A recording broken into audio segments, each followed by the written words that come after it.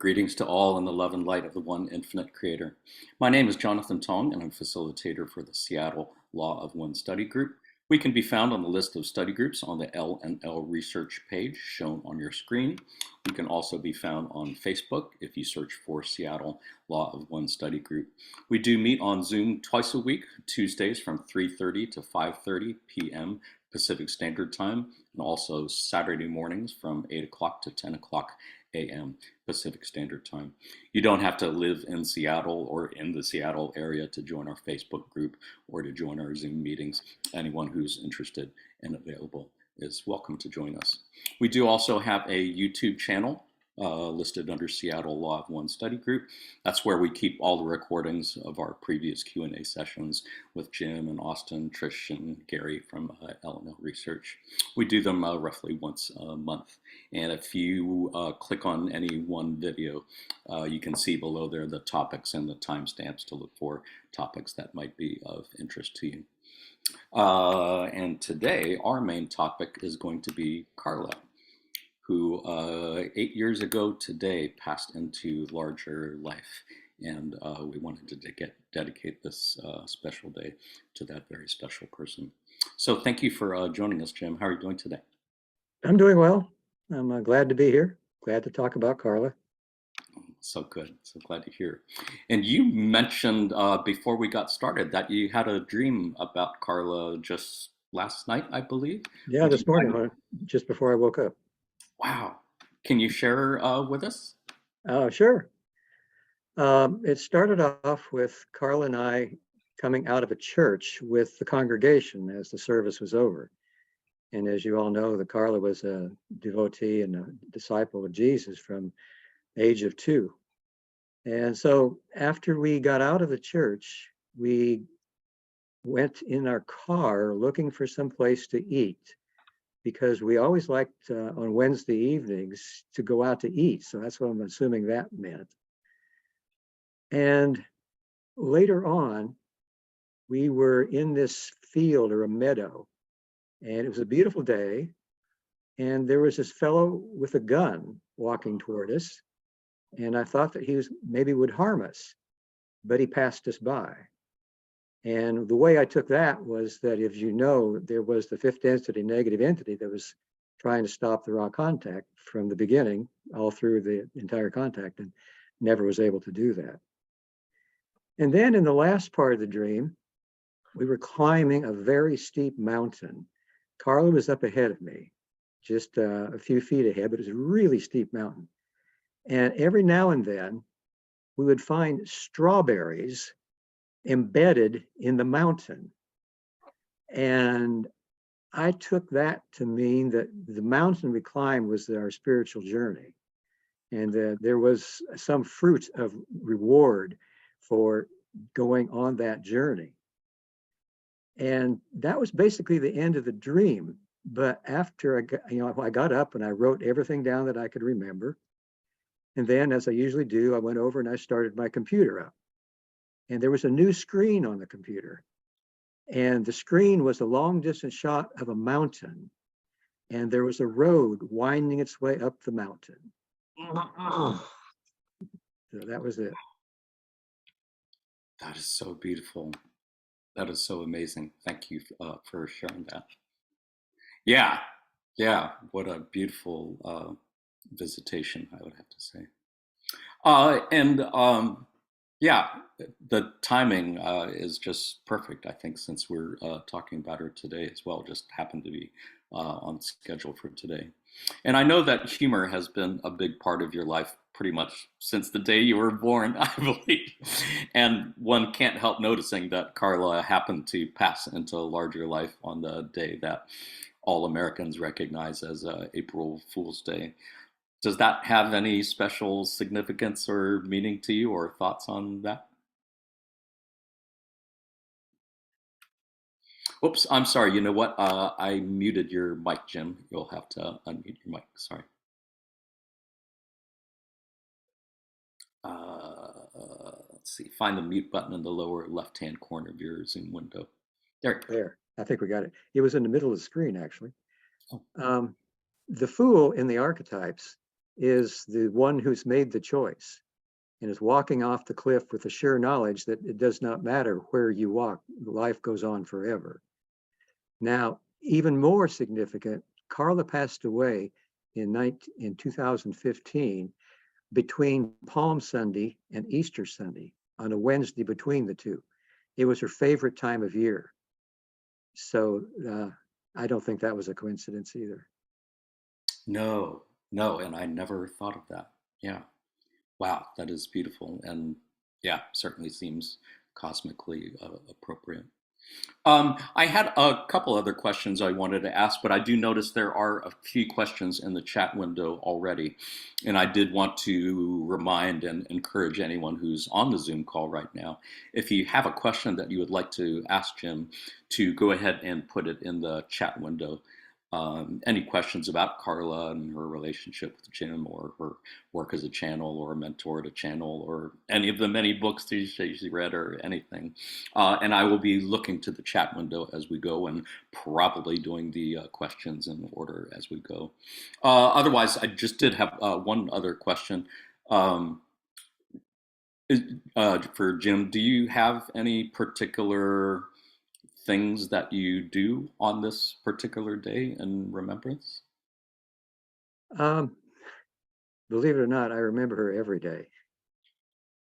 So I believe it. Yeah. This is a very special day to be able to share those memories with you and with everyone else that's in our group today. Of course. Yeah, and so much appreciate it.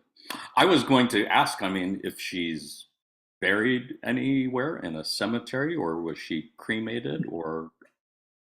Carla donated her body to the University of Louisville Medical School because she'd had so many problems in her life. She thought that, that was her one last service. They might be able to learn something from her body, which had rheumatoid arthritis for all her life. And she'd had problems with her kidneys. And so after about a year and a half, they did cremate her remains and sent them back to me. And I took them around to the various gardens that I have in the yard here, and I scattered some here and there. Wow. Oh, that's beautiful. I did not know that. That seems so appropriate also. Thank you. I'm going to go ahead to the chat window. I see a few questions there, and I believe Kathleen had a question at the top of the order. Kathleen, would you like to unmute your mic and ask your question? Thank you so much. And it's great to be able to be with you all. And Jim, I salute you and thank you so much for all of the sharing you've done with us. And I'm so emotional right now. I'm sorry, but I'll ask my question and see where it leads. I have read the material about the banishing ritual that Carla used to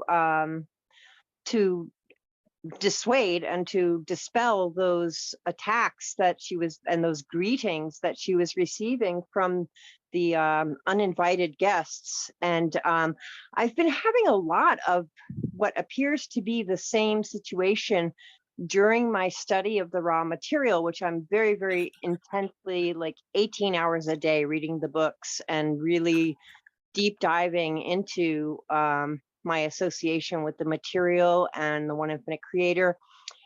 And it's very disquieting to keep having these things happen that are just so bizarre that I can't think of anything else to relate it to other than psychic attack. And I'm wondering if you would kindly just sort of bring forth a little bit of how that developed for Carla in terms of how she and you as a group, as a unit, arrived at the most beneficial way of ameliorating those attacks, so that the process could continue without so many interruptions and so much discomfort for her. Yes, Thank you. we used a variety of rituals, some of which we devised, one which you just mentioned, the banishing ritual with lesser pentagram, in both the room in which we meditated before the sessions, which was our living room, And then in the sessions, before or after, we would also use the banishing ritual there, usually before. Now, Ra also gave us a ritual called walking the circle of one, which we would perform. Dawn and I would perform it after Carla was lying on the bed and was not yet in trance. And that was the ritual that would provide the most protection. It was done immediately before the session began. And then after that, each of us discovered that there was something that we could do individually and together. And that was when we asked Ra about how to protect ourselves from these psychic greetings. And the psychic greetings were aimed at any kind of choice that we had made that might have been less harmonious than was possible for us to make, because when you're standing close to the light, as we were in the Ra contact, you need to reflect that light as best you can. So what we did was attempt to be as positively oriented in our behavior and our thoughts. But there was something that even pre-incarnative choices that Carla made to have rheumatoid arthritis in order to cause her to focus more on the inner world of prayer, channeling, and being of service to the Creator, instead of going out into the mundane world and dissipating her energies. So even that pre-incarnative choice could be used against her, and the pain that she had from the arthritis could be enhanced. So we asked Ra, well, what do we do when we get these psychic attacks? And their suggestion was that we meditate and image the way the psychic attack manifested and send love and light to the sender of that greeting, our negative friend of fifth density or fourth density, they were there too. And then send love and light to the manifestation, however it came into our lives and affected us. And then to surround ourselves in a wall of light, an armor of light. So there were a number of techniques we used, and they all seemed to work. And we were able to keep going on the Ra contact so that our negative friend hopefully was enjoying our love and light, although they don't usually enjoy that. When you send them love and light, it isn't with the firm intention of making them go away. It's because you really mean to send them love and light. They are our other selves who've chosen another path. And at the end of this journey, we'll all come together again as the one Creator.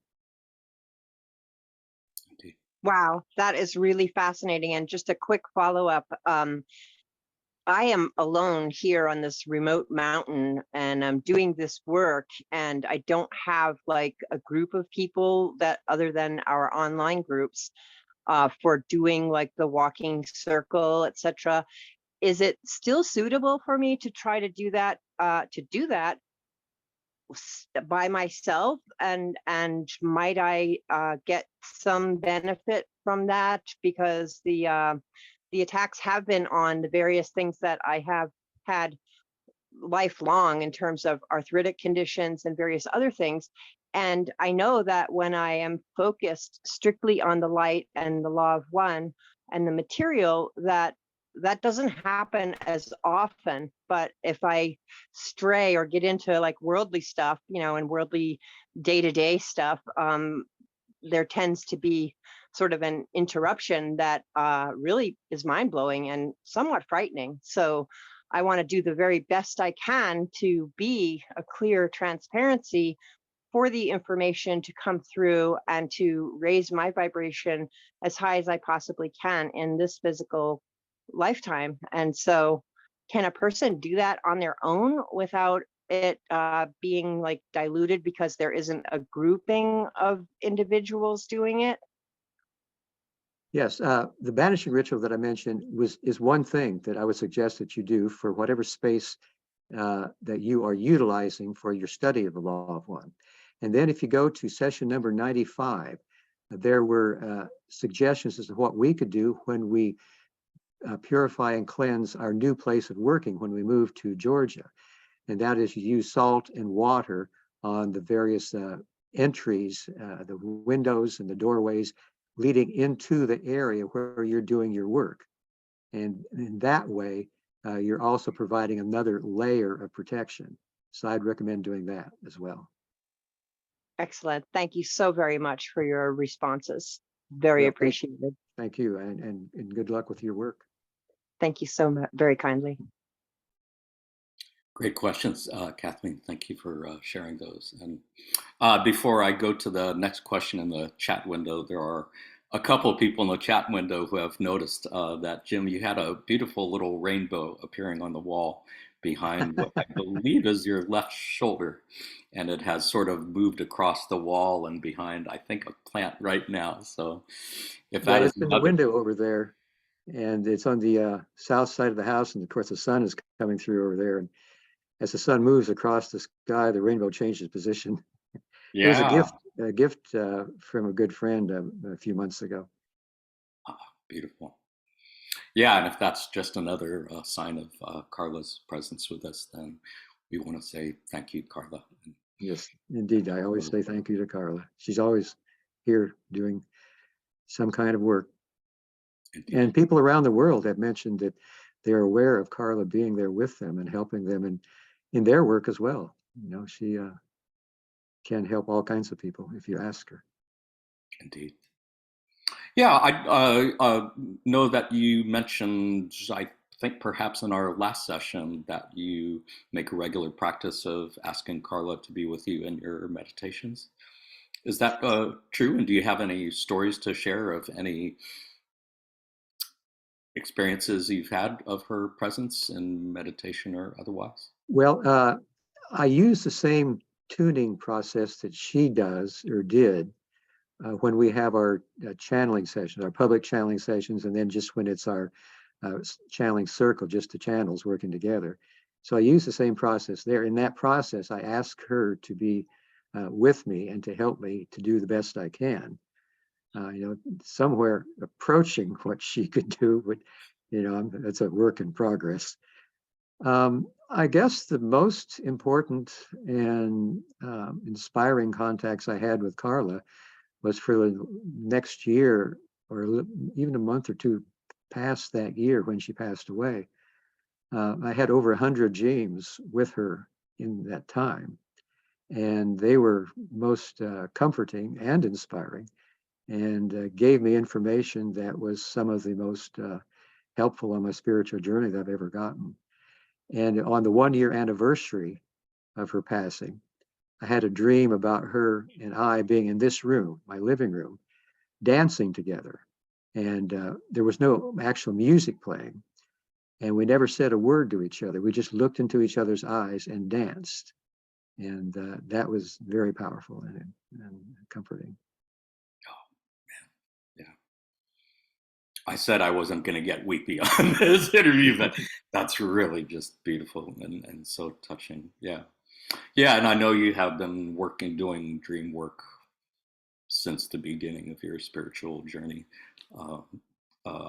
Yeah, it seems appropriate that would be a great way to make contact. So appreciate your sharing that. I do want to go back to the chat window, and I know that Stephen had a question that he wanted to ask. Stephen, if you are still there, would you like to unmute your mic and ask your question?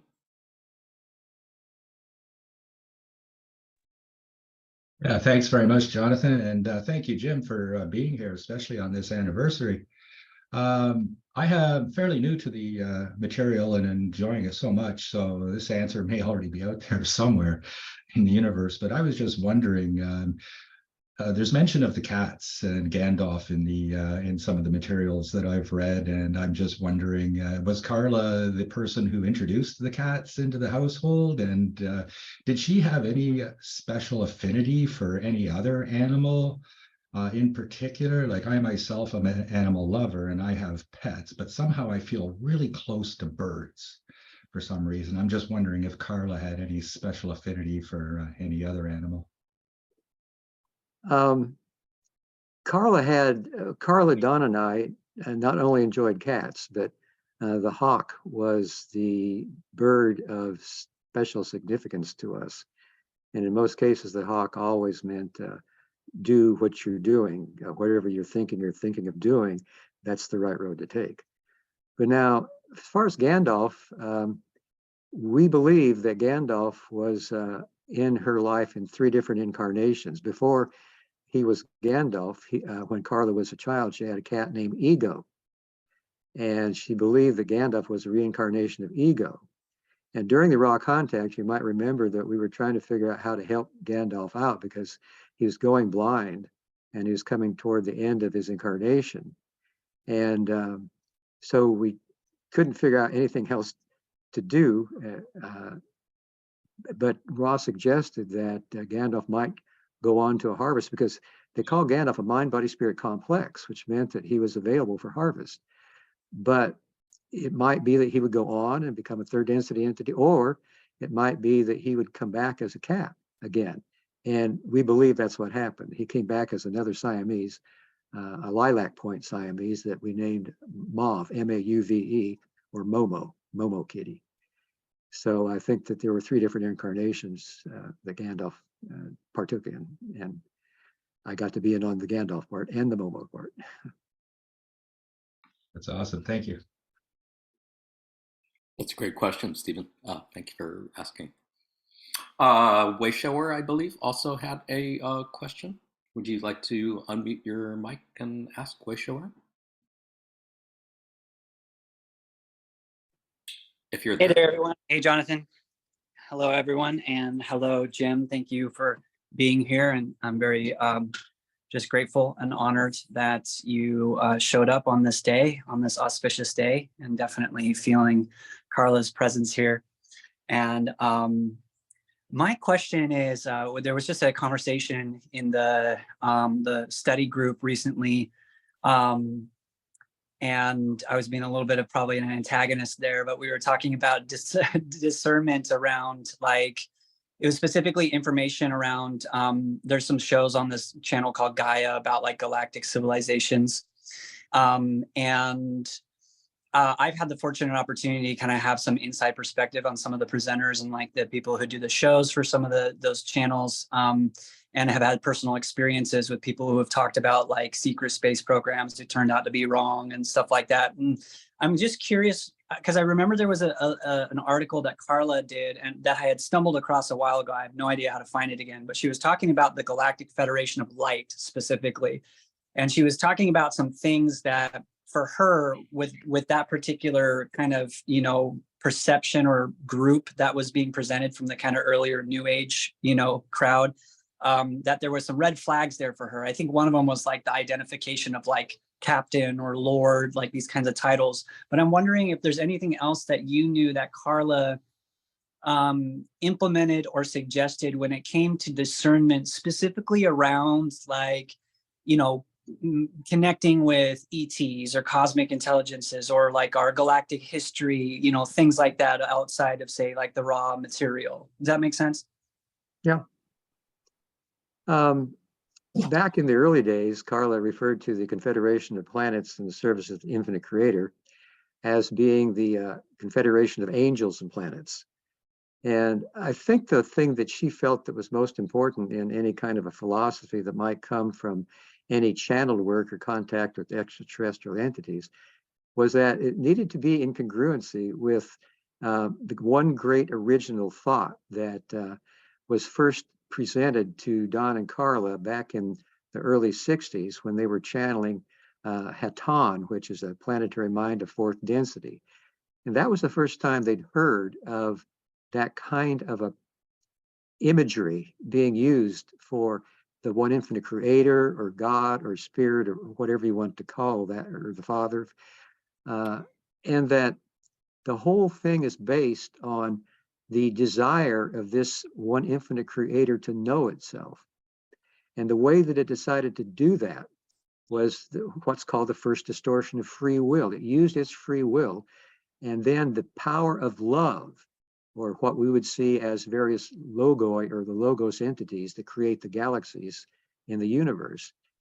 And by focusing through that love, the power of that love made the creation manifest as we see it, as a material manifestation, which Don always said, the manifestation of anything that you have in your house or in this world is actually more space than it is thing. It's photons vibrating at various angles and speeds of rotation. So the entire universe is built on the power of love, and any philosophy that just, moves away from that love into any type of separation is a negatively oriented philosophy.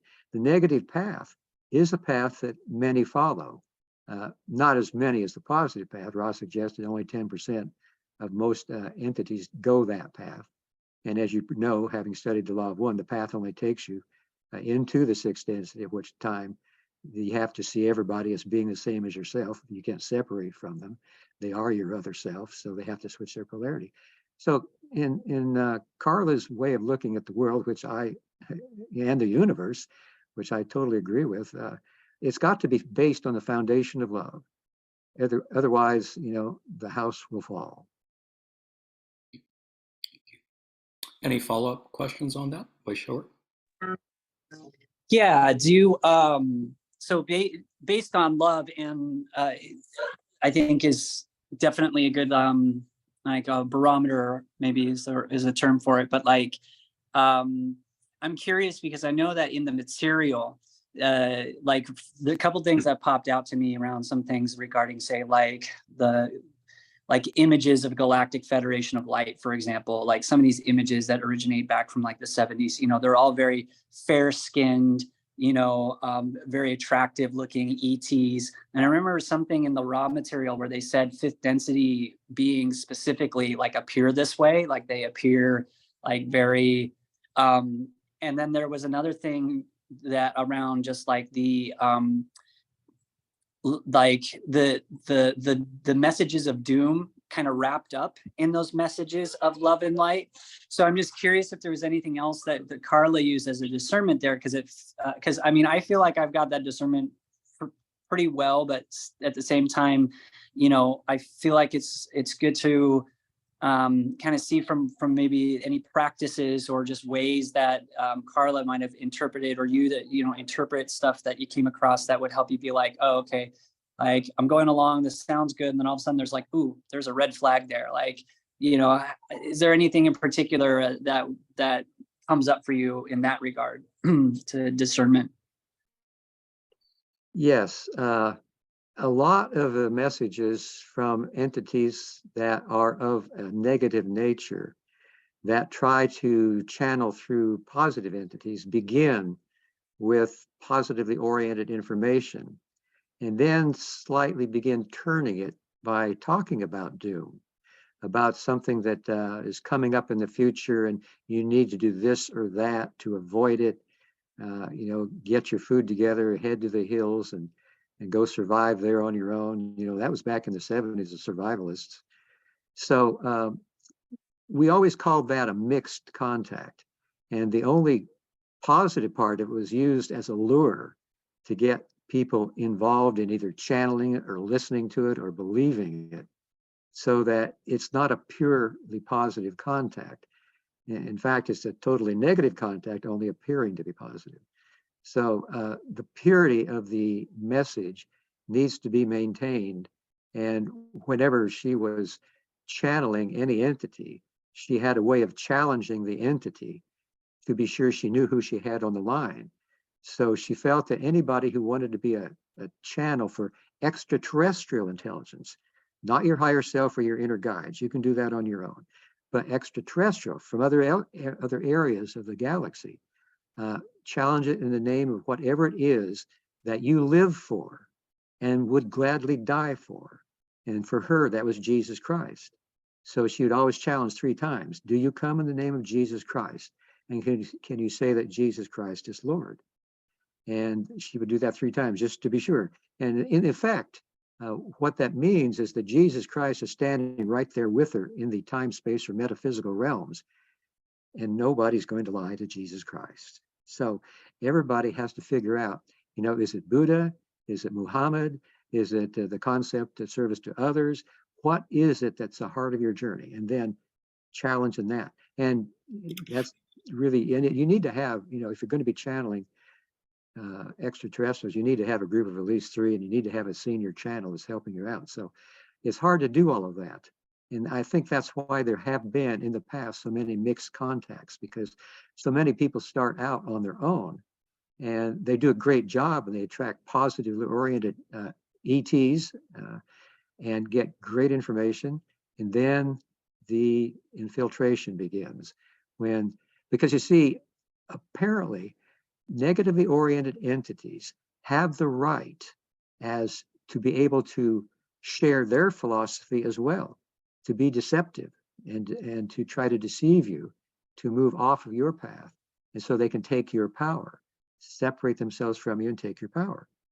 So that by the Council of Saturn, back way, at the beginning of the 75,000 year major cycle, master cycle, there was a quarantine put on the planet because there had been problems bringing the entities from Mars to this planet, and they felt that it bridged their free will. So in order for free will to be established for both positively and negatively oriented entities, the negative entities have this right to attempt to change your path and to take over your channel.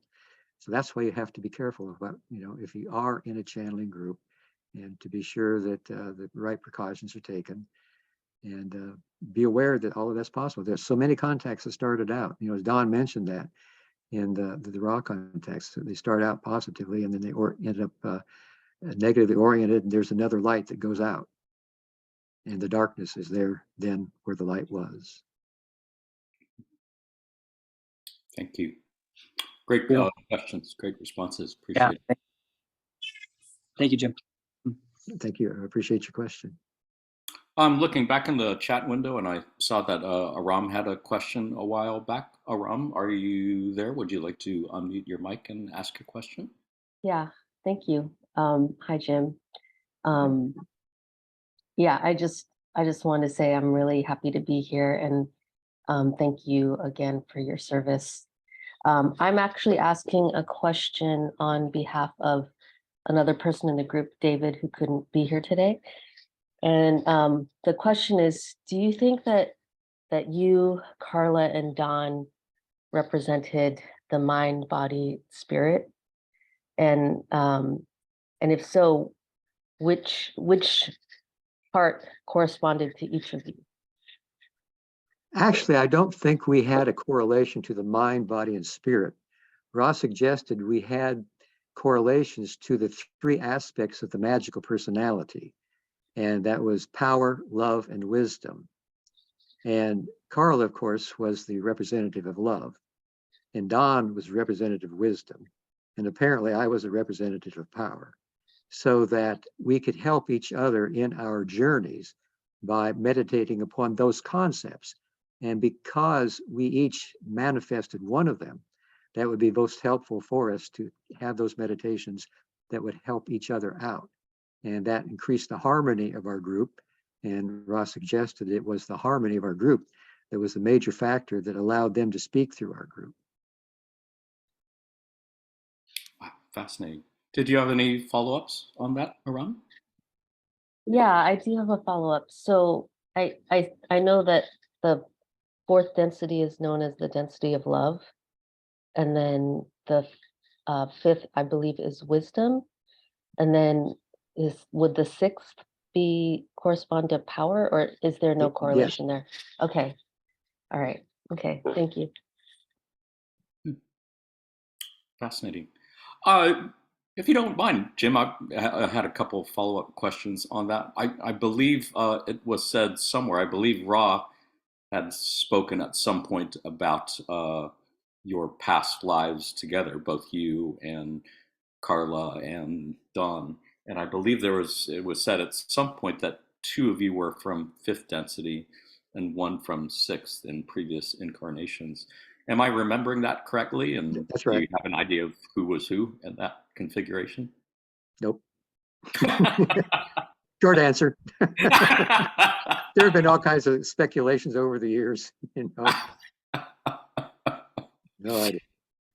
Sometimes the short answer is the best answer. Do you have a sense? I know that you had written in your Camelot journal a couple weeks ago You said, and I think I'm just going to look to my notes to read it directly. You said, when Don was alive, he and Carla were unmarried, but they were joined in deep love and devotion. As Ra said, these two entities have been as one for a timeless period and have manifested this in your space time. At first, Carla and I loved each other, but not in a romantic way. However, after Don's passing, we felt that since we planned to be together for the rest of our lives, in attempting to be of service to others, that the most magical and powerful way to do that would be consciously attempted to live and grow together as mates. So we were married on May 30th, 1987, symbolizing our commitment towards spiritual seeking. And of course, she and I eventually fell head over heels in love with each other. It was a beautiful passage, and it really touched my heart. And certainly, I guess I have a whole lot of questions about that, but I guess among other things, how would you describe the relationship between you and Carla and Don? It seemed like a very unique, special kind of relationship where there was different kinds of love between all three of you, and yet there was no jealousy, there was no negativity. It seemed like there was still that harmony that still kept you together in service to others and still enabled the raw contact to last as long as it has. Can you comment on anything about that special relationship between the three of you? Well, it seemed to be predestined. It worked so well. Ra mentioned that we had been together many times before, and that developed the harmony that we had in this relationship, this time with those of Ra, and that our karma was balanced, and each was thus the teacher of each. And I think that added a great deal to the harmony. Then in the practical sense, Don and Carla had been together for 12 years before I joined them. They started their work back in 1961 with the channeling, and I joined them in the end of 1980. Now, previous to that time, I'd been living alone in the woods of central Kentucky and enjoyed solitude. So the fact that I could join them and then do my own thing. Interestingly enough, our house was formed in the shape of an L, and Don lived at one end of the L, Carl lived in the middle of the L, and I lived at the other end of the L in the office area, which had a bedroom on it. And so I could go back there and just hang out and enjoy my solitude, except when we wanted to get together and have a session or have some food to eat or want to just talk about things, then we could do that. And for the most part, though, when we were not having sessions, Don and Carla were having a good time watching TV or just talking in the living room. And I'd be back in my room meditating or reading or, going outside. I took care, we had a garden that we've had planted there, and we lived on 6 acres of land. So I would mow the grass and take care of that. So the fact that Don also chose to be celibate was interesting, because even before I got there, Carla tried celibacy for about 2 years, and she discovered it just didn't work for her.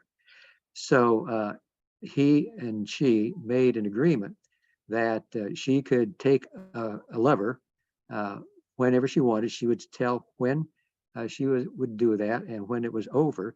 But whenever Don was home, being a pilot for Eastern Airlines, he was gone about half the time flying. So whenever he was home, she was always with him. And when he was gone, then she would have a chance to go out and have a date, go out to eat, do whatever. And then when I came along, I kind of took the place of the lover because Carl and I discovered we had a natural attraction for each other. I helped them move from where they were living. Right after I joined them, they were living close to downtown Louisville on Douglas Boulevard in the Highlands area. And I helped them move out to the outskirts of Louisville, which was actually in Jeffersontown on Waterson Trail. And as I was helping them move, Carla and I, we had a hug in the new house after we unloaded the truck. And that hug was one that neither of us wanted to see end. So there was a natural attraction there. And eventually, we did become lovers. And eventually, we discovered that if we had a sexual exchange of energies before any session of the raw contact, the session was longer that if we had not had that, we discovered that eventually around session 16, which was the longest session we ever had with 62 questions, because the sexual energy exchange gave her the male transfers the physical energy, which she didn't hardly ever have physical energy because of the rheumatoid arthritis. And the female transfers the mental, emotional, the spiritual energy to the male. So that physical energy helped her go longer in the sessions, and was something that helped to prolong the session. So it all seemed to work out in the very best possible way that we could hope for. Thank you for sharing that. I know you had told me one time that you had a honeymoon with Carla on a boat trip to Hawaii, I think, which didn't quite go as nicely as might have thought or Yeah. hoped it would. Would you mind sharing with our viewers and listeners a little bit about how that experience went? Well, it was a curious experience for sure. We got on this boat that was taking us from island to island in the Hawaiian Islands. And we discovered that since we didn't have a window, the Carla got claustrophobic and just was sort of not having a good time. So we saw the physician that was on the boat, and he gave her, I think it was Xanax, to help with the claustrophobia. And then he said, now every time, and then he also got us into a cabin that had a window. And he said, every time the boat docks, get off the boat and walk around. So then we had a good time because the great outdoors was awaiting us, and we could walk around and enjoy the scenery and the great trees they had in this area, and get, good food to eat, and then crawl back on the boat and sail to the next island. So that was the way that went. We didn't know until that point that she had claustrophobia. Fair bit of unexpected catalyst. And if you don't mind my asking one more question, and then I promise I will go back to the chat window. I know that Carla wrote about in her Living the Law of One book about an experience that happened, I believe, about 7 years later in South Carolina, that I know you've also talked about in your Camelot journal, that seemed to be a fairly transformative experience in your relationship together. And this was involving that Riptide in South Oh, yeah. Carolina, I believe. Yeah. For folks who haven't heard this story before, would you mind sharing with folks what happened and how that was sort of a important part of your Yeah. spiritual journey together? That was in 1994. For about 10 or 12 years, Carl and I just loved to go to Pawleys Island, South Carolina on a vacation because they had cabins right on the beach. And she was always a really good swimmer. And she just loved to go out and jump the waves. And I love doing it too, although I was not a good swimmer. And at one point, there was a hurricane. Hurricane Diane was coming and apparently had caused some riptides along the coast of South Carolina. And a riptide, I discovered afterward, is just a narrow band of water flowing very rapidly, going out to sea. And so at one point, Carl and I were jumping our waves, and I got caught in a riptide. And I started getting carried out to sea. And Carla swam out and got behind me with her back to the ocean and facing the shore. And I was in the same position. She put her feet on my lower back and shoved me as hard as she could. So I was able to get my feet on the floor again of the ocean. And she actually saved my life. And at that point, she thought, well, it's a good day to die. I'm going to be carried out to the sea. But fortunately, another wave came and deposited her on the beach. And we both thought, glad we survived that one. And I thought to myself, she was willing to give her life for me. So if there was ever any doubt about being head over heels in love with her, that took all doubt away.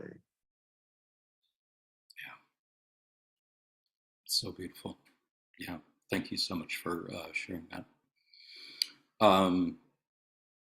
I did want to go back to the chat window. And Ishan, I think you're coming up next, but I know that Marilyn had a question that she wanted to ask, but was not quite available to do that on camera and asked me to read it for her. So I'm going to read her question.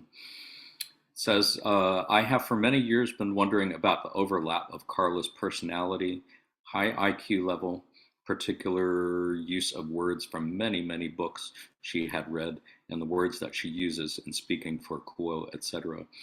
Do you think that her personality, etc., overlaps or colors or affects her messages? I know that the trance channeling of Ra is a different mechanism for message delivery. So also, do you think her personality, mindset, words affected the Ra messages? I think there was some of that. Carla always suggested that anybody who wanted to learn how to channel furnish their minds with various concepts, spiritual concepts that are well known. And with any kind of words, I don't think she said so much, expand your vocabulary, but just the concepts to try to get that going.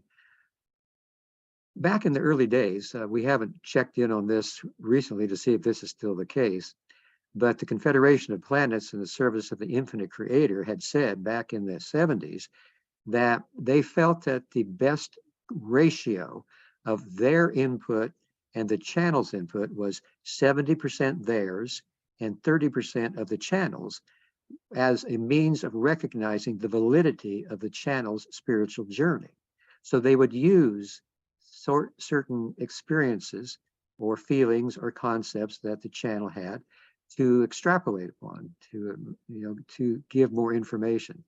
So she always suggested, for that reason, that you would, do your best to have a good idea of the general concepts that are being discussed, and then go from there.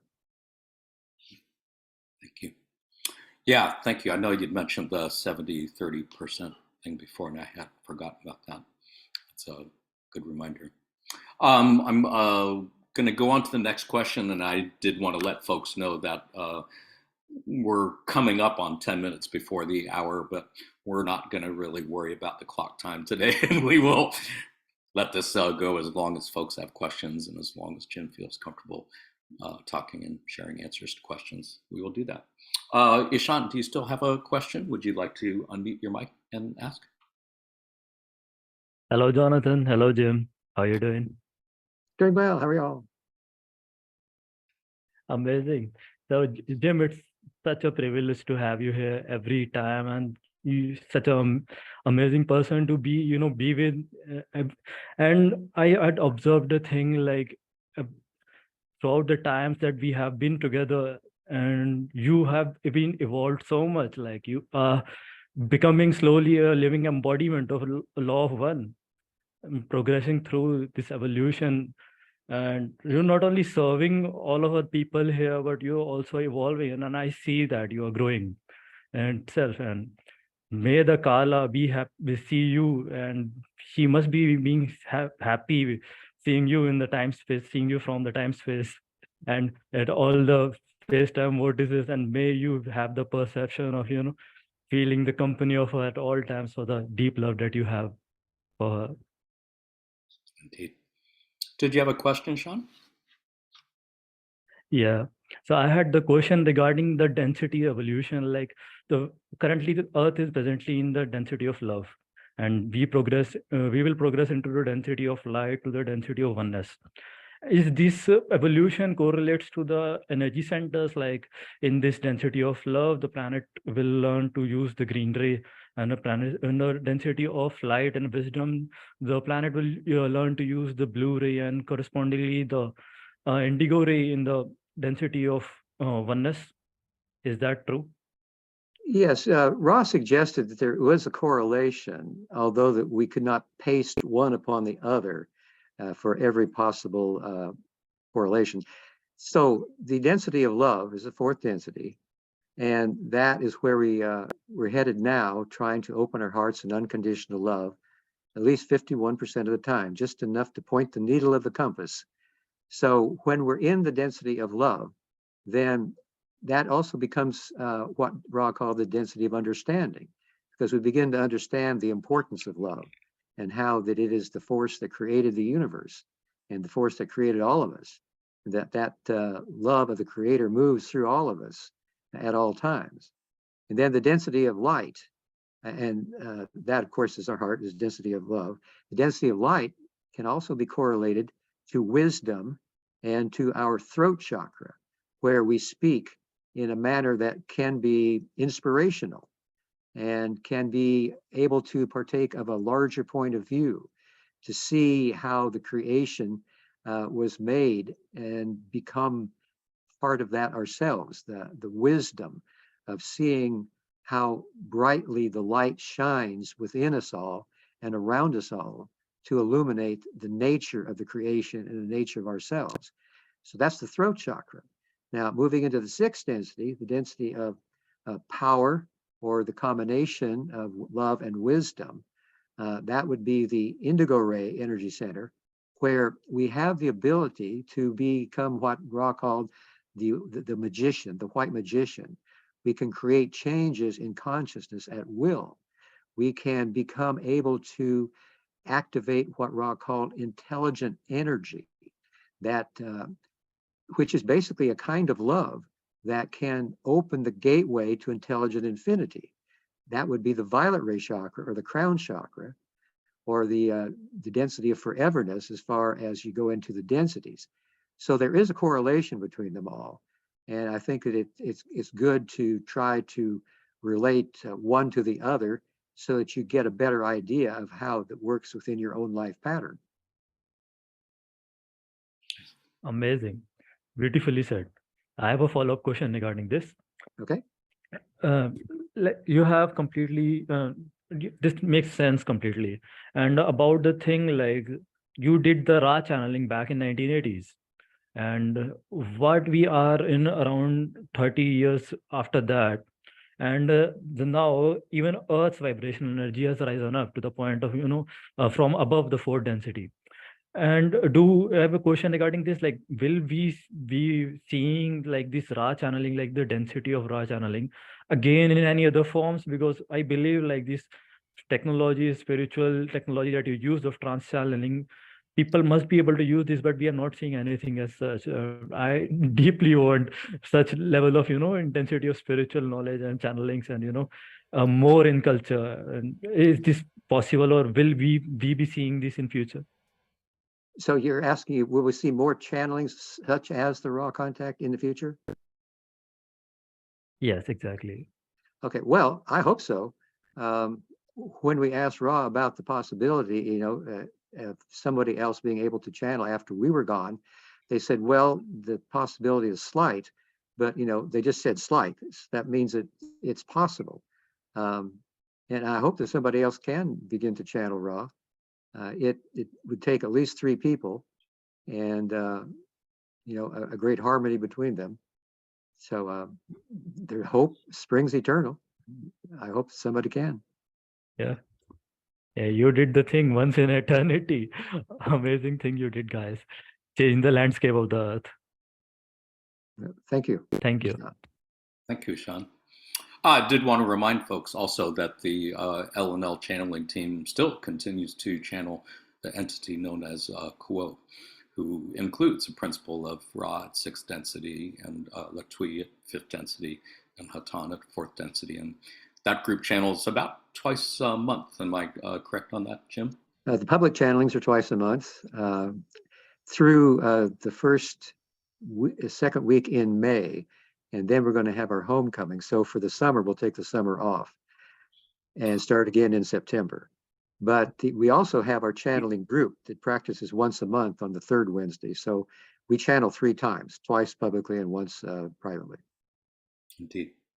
And you know what? I saw that Ellie had a question in the chat window asking, how do I connect with the group that meets to channel? Now might be a good time if there's anyone who wants to attend, join one of the public channeling sessions. Can you share with them how they could do that? Yeah. Well, Tricia Bean is the one who schedules people to come here.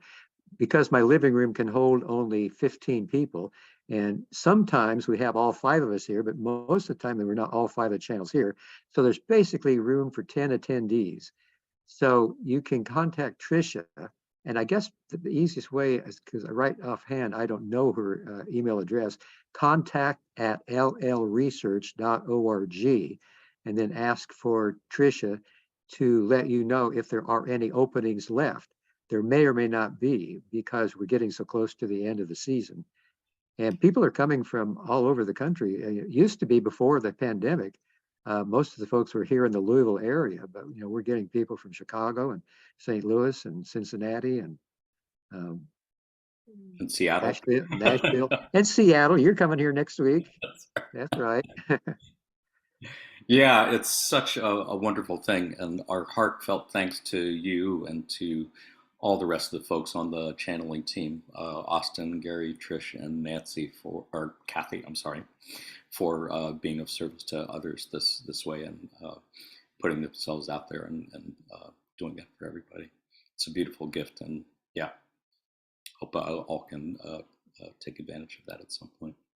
I'm going back to the chat window, and I saw Daniel had a question, and then Yuan had a question. Daniel, would you like to unmute your mic and ask?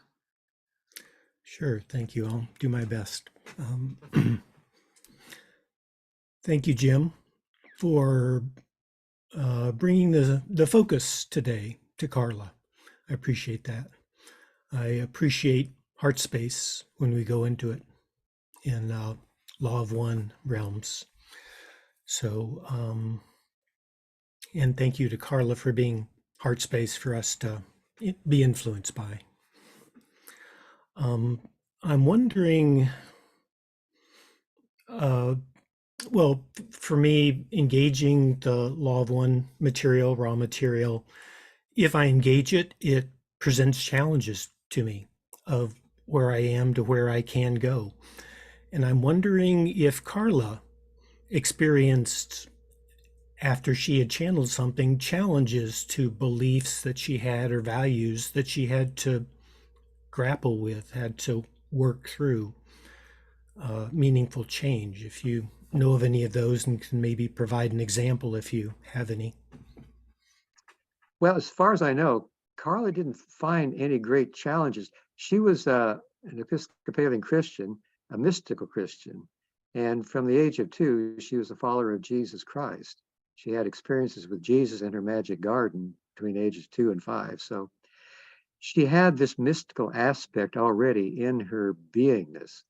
And she frequently described the raw contact as internally consistent with everything that she felt and believed to be true. But there were also some extrapolations into information that she had not been familiar with before, such as the archetypical mind and the tarot. So there was still a definite journey for all of us to travel, because a lot of the material, though it was consistent in the basic belief system that she had, that it did take a road further on that you had to be able to navigate in a way that was what felt right to you. And that's something that the Confederation has always said, that whatever information they give, they say use your own discernment, and what feels right, use that. What doesn't feel right, set it aside and don't worry about that. So with that particular philosophy, we were able to gather as much information from Ra according to whatever questions we could ask, as long as the answer would not infringe on our free will. So in general, I would say that there wasn't any problem that developed for any of us, especially not for Carla, that could not be rectified by meditation and opening the heart and acceptance. Any follow-up questions, Daniel? Oh, no follow-ups. Thank you. Thank you, Daniel. Thank you so much. I see Yuan had a question, and then if I am reading the chat window correctly, I don't think I'm seeing any other questions there. So I did want to invite anyone who's on the Zoom call right now. If you have any questions that you would still like to ask, please do let me know in the chat window, and we will make sure that we have time and make time for you to ask your questions. Otherwise, Yiyuan, would you like to unmute your mic and ask? Thank Jonathan and Jim and Aaron again. And actually, I've been waiting to ask this question for a while. I mean, I took a screenshot and saved it on my phone like a few months ago, and I think it's a good time to mention that this question came up in one of the Aaron co-dialogue. It's in session 20, and during the session, during the channeling, Barbara first she didn't want to challenge that being presented in that channeling session, because she thought she's pretty familiar with Aaron's energy.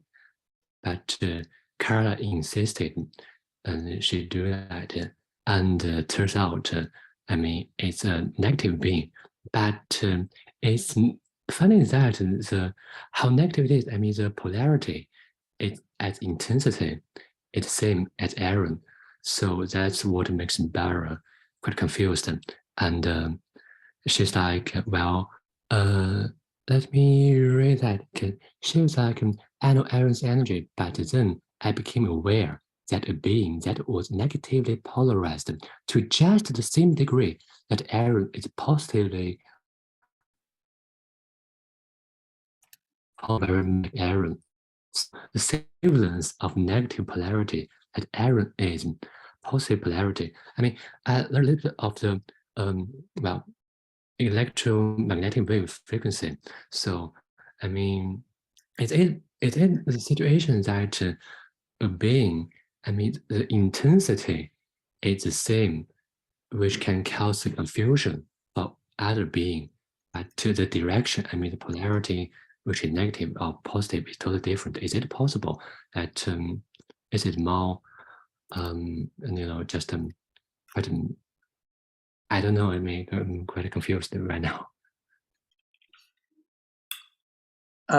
If I understand your question, you're asking about when Carla was channeling with Barbara Brodsky, the Aaron Quo channelings, and there was some sort of a negative entity that Carla felt was in the session. Is that what you were asking? And how to deal with it?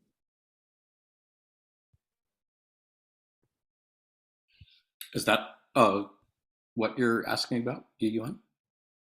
Yeah, I'm thinking that it is like what in our daily life, which can confuse us like a being. I mean, they seem really like attractive, energetic, and makes you feel like a really,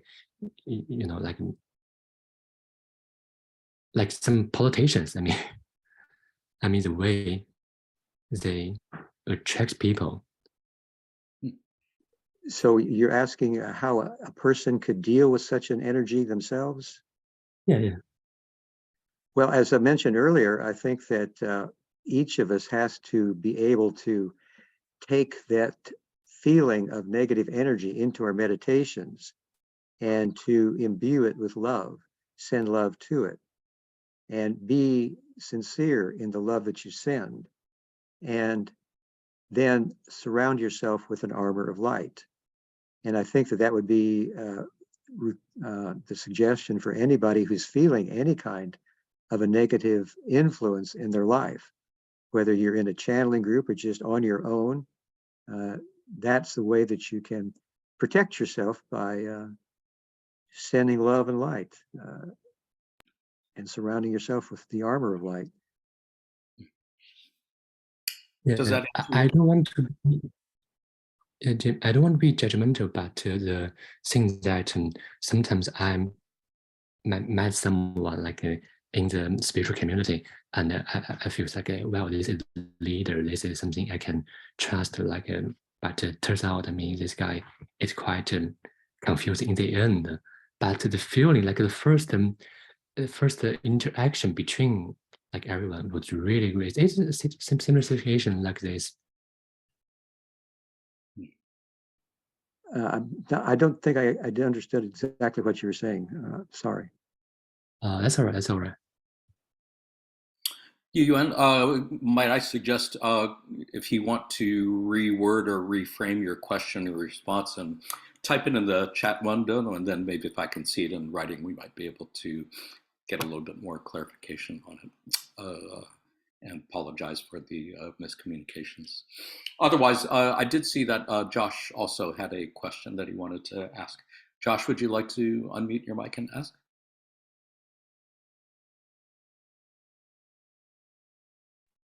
Hi, Jim.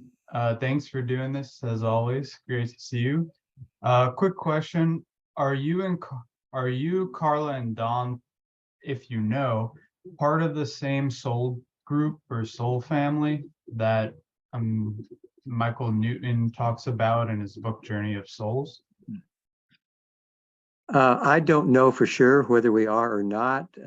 I have a hunch, just because Ross said we'd worked together so many times, that we are. But I just also have my own intuition that there are other people in that group, and some of those have been very good friends throughout the years. So in general, I would say, yeah, that would be it. The way that I understand Michael Newton talking about the soul family, incarnating to help each other out on the spiritual journeys and playing certain roles so that you can learn the lessons you wish to learn. And I think that was where Ross said, we had balanced karma. I think we had learned lessons together successfully in the past. But I think there's more into our soul family than just the three of us. Any follow-ups on that, Josh? No, thank you very much. Thank you. I guess, I'm sorry, one more. Also in the book, I just started reading it, they talk about kind of like experience or age of souls, how many incarnations that individual soul has had. There's newer and older souls, apparently. Do you have any guess for you, Carla and Don? If I would imagine you're high up there, but any information you've received on that? No, we never really asked about that, and I've never had any inclinations or feelings about previous incarnations, and I don't think Carla did either. I don't know about Don. We never talked about that. So I'm afraid I don't have a whole lot to share on that. Sorry. No problem. Thank you very much. No, thank you. Great questions. Appreciate your asking. It's that gosh darn veil of forgetting, isn't it? Works, doesn't it? It really does. I guess you'll find out soon enough. Thanks for asking the question, Josh. I think we have time for one more question, and that is from Luke. Luke, would you like to unmute your mic and ask? Hey, thanks, Jonathan, and thanks, Jim. Really appreciate doing this session. I'm really grateful. I do have a question. I think about AI, and since I am sort of an engineer working in this field. So my question is, with recent advancement in AI, maybe some people know, like for example, ChatGPT. It feels like AI has gained some human level intelligence, and maybe to some even consciousness. I guess what's Carla's relationship with machine or a computer, and if she has any, he had any opinion on AI, and what's your opinion on AI in terms of consciousness and maybe its role to us and the creator? So I actually asked this question to ChatGPT in context of like a raw material, and I think it humbly replied that I think it refers to it like mechanical life. Is in second density, and it is not recommended way to pursue. However, I think the reference to the passage it gave in the response is wrong, and I feel like it's simply hallucinating. But interesting to hear your opinion. Yeah. Now, who gave the response to AI you were talking about? The chatbot. There's a some company build a sort of a AI chatbot. Oh, okay. Oh, chatbot. Yeah. Well, when Carla was alive, AI was not, nobody really knew anything about that. And I've just heard about it in the last few years. We have a channeling group. Part of our channeling circle is composed of Gary, Austin, and Trish that meet occasionally on their own as an addition to our private channeling. And their very last channeling at the beginning of this month was on the topic of AI. So if you go to our website, probably within the next week, it should be up there, and everything they channel on it should be in there. I don't have a lot of information about AI that I could share in any way that would be helpful. I'm just aware that it's something that's going on now, and that it's being seen as something that could be very helpful or very unhelpful. And my only experience with AI, and according to Austin, this isn't really AI. My cell phone is an iPhone, and Siri is the entity that I talk to. I say, Siri, send a text to so-and-so, or Siri, take me to this address. And so a couple of years ago, I was in New Jersey helping a friend out, and twice Siri took me to the wrong address. And I said, Siri, you're an idiot. And Siri said, do you really believe that?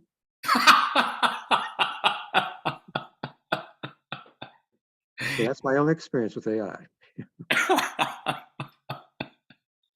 That is a great story.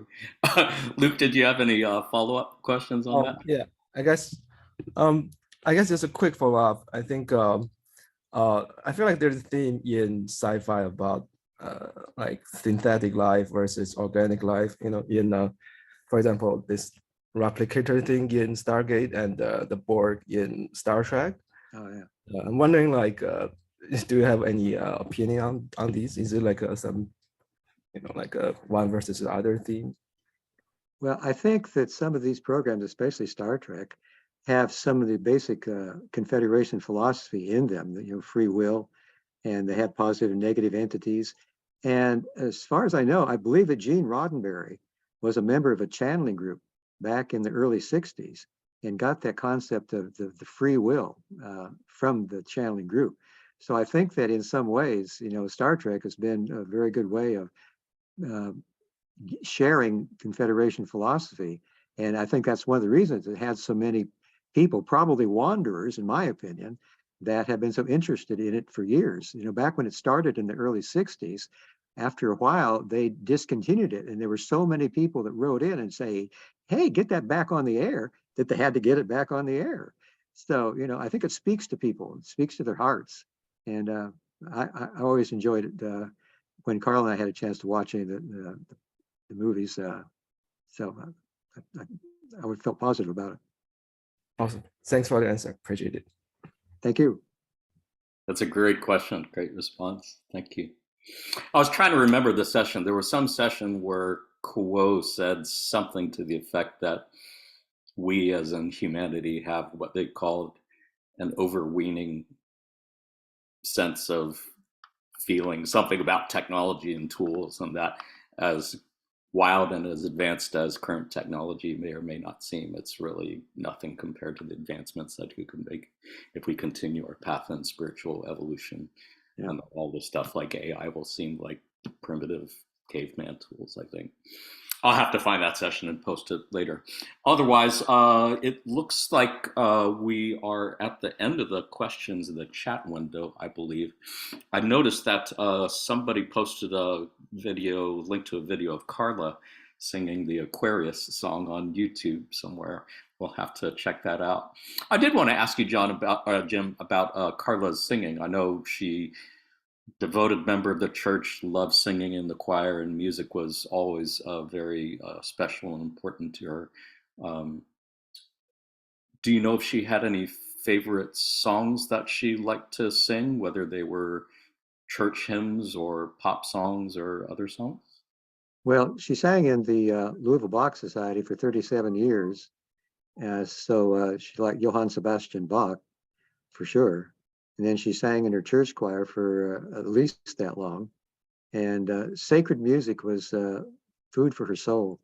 When she was in church, she was where she really wanted to be, because of that, you know, especially for communion. She really took it seriously that, you know, this was a magical act. the body and blood of Jesus, the bread and the wine.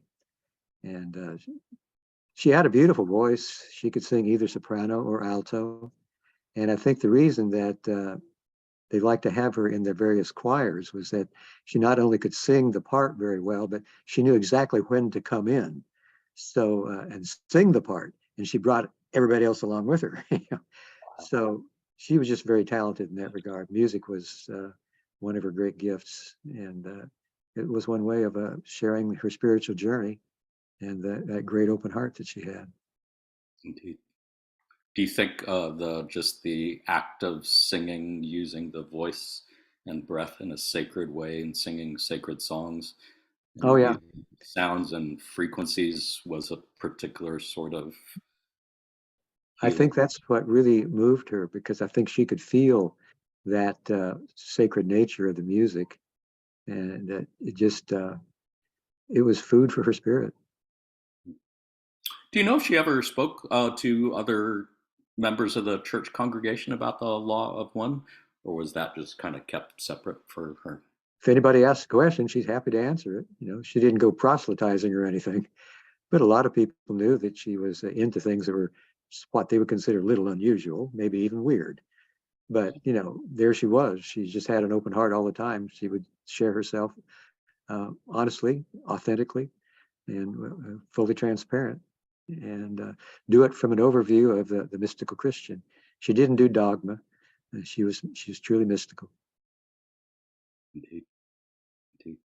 I know there was a particular song that she's mentioned a number of times. I think it's My Funny Valentine.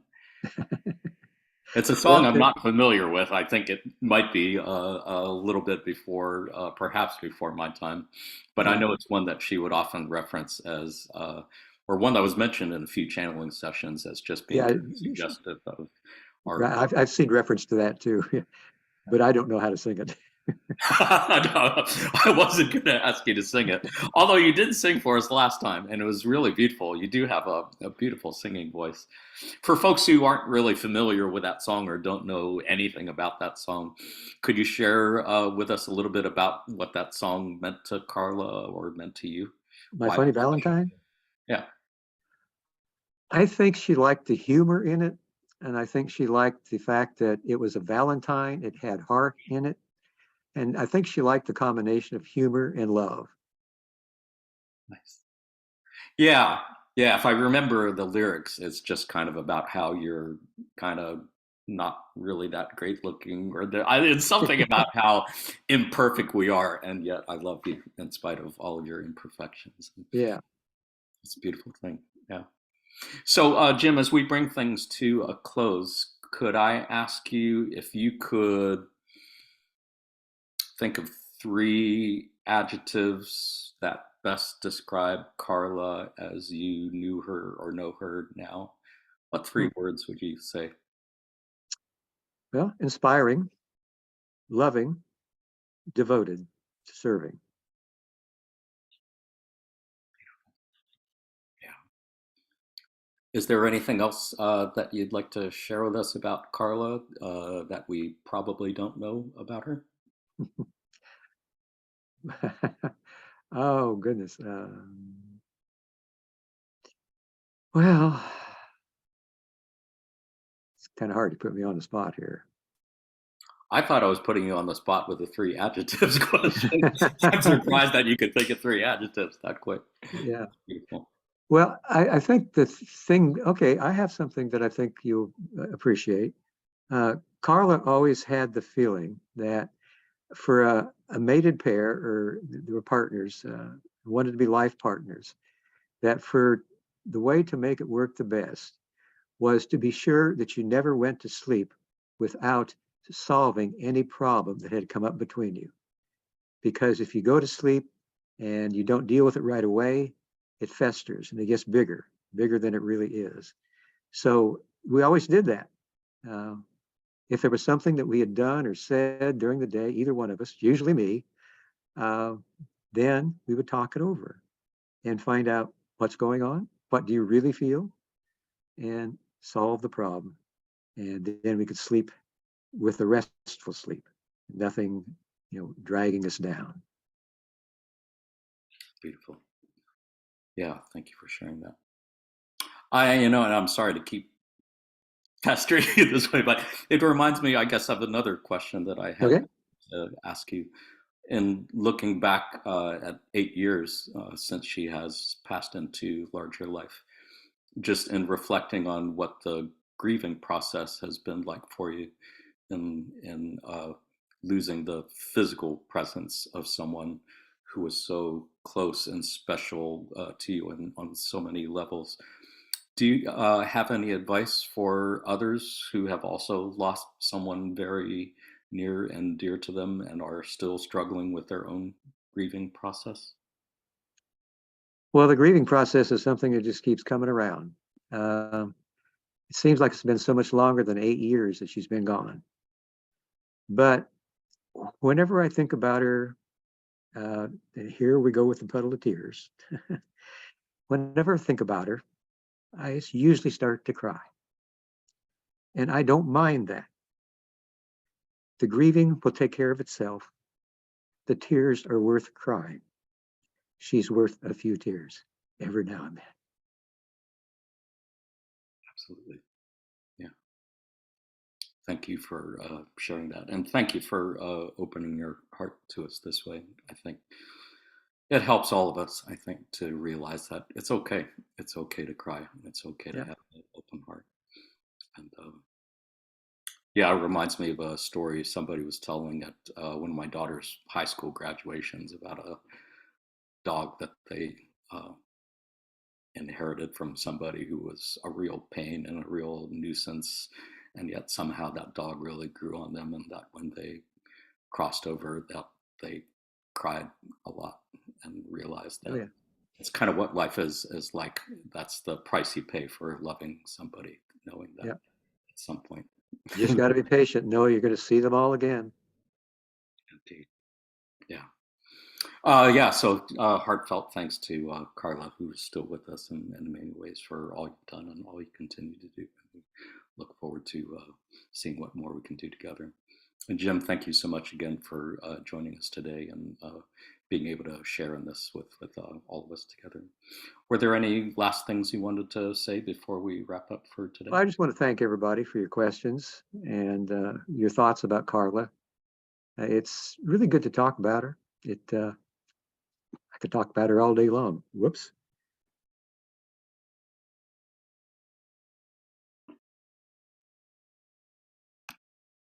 Are you there? Are you okay? Can you hear me? Yeah. Mm-hmm. Oh, good. I don't know what happened. I just picked up my mouse and it took me out of the Zoom. Oh, anyway. We can still see you. We can still hear you. Everything. Okay, well, good. I just want to thank everybody for giving me a chance to talk about Carla. I appreciate your questions. I appreciate your love. And I appreciate you continuing to study the Law of One, which was the greatest work that Carla, Don, and I could ever do. And we are just so glad that people are able to take advantage of it and to use it in their own spiritual journeys and to become positively oriented seekers of truth. Thank you all for being with us. I love you all. Thank you so much. Love you. Love you. Thank you. Thank you, Jim. Thank you, Jim. Thank you. Goodbye. Jim, we love you. Thank you. I love you all too. Bye to everyone. Thank you. Have a good Bye to day. everyone. Love, love, love. Thank you. Have a wonderful Thank you, Jim. day. Thank you, everyone. Thank you, everyone. Love you all. We all love you very much, Jim. Thank you for everything you've done and continue to do in service to others and continuing this journey together. Until next time, in the love and light of the one infinite creator. Adonai. Namaste.